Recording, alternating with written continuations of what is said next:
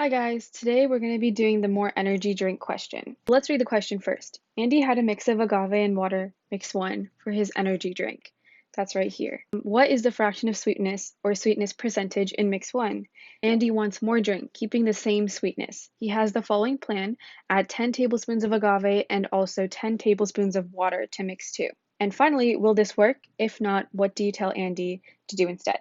Let's start with looking at the ratio. So our ratio is going to be 20 agave for every 300 milliliters of water. To simplify that, you could honestly just take off the zeros because we divide both sides by 10, we get 2 to 30. That means for every 30 milliliters of water, you need to add 2 milliliters of agave. To find the fraction of sweetness, we have to have the total volume underneath, and on top, we have just the agave. So the total volume of this mixture is 20 plus 300 milliliters, which will give us 320 milliliters. Then on the top, we put the amount of agave, which is 20 milliliters. And we just have to take away the zeros and simplify, and we get 1 over 16, which is our fraction of sweetness. If we wanted to find the percentage, we can use a calculator and figure that out. Next, we're going to do part B. Andy wants more drink, keeping the same sweetness, and his plan is to add 10 tablespoons of agave and then 10 tablespoons of water. To begin, tablespoons is a completely different measurement than milliliters. It's about 1 tablespoon is equal to about 15 milliliters, but we're just going to disregard that for this situation because there's something that's a bigger issue than just like the unit of measurement, because he's still using 10 tablespoons, so it's not too big of a deal. Instead, what we were looking at is, will that actually work? So we're going to pretend that everything is in tablespoons now, and we're just going to add 10 to both sides. So we're going to have 30 of the agave and then 310 of the water. So we're going to see, will that give us the same sweetness of 116? If we do that, we find the total volume, which is 310 plus 30, and then the agave on top, 30.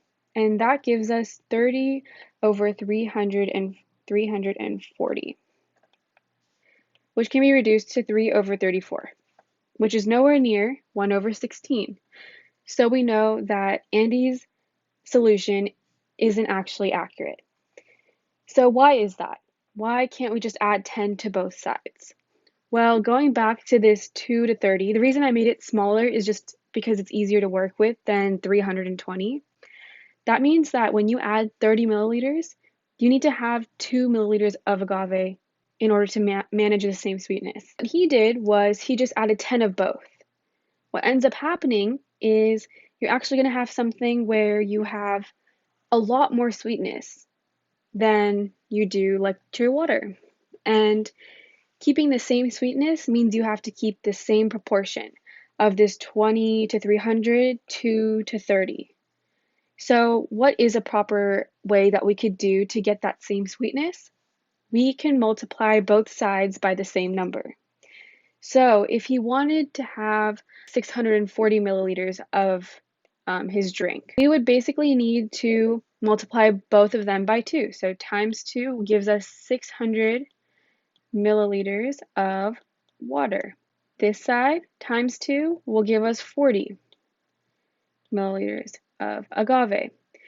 So if we look, we didn't just add to both sides. We have to actually multiply by both sides in order to get that larger drink, but with that same sweetness.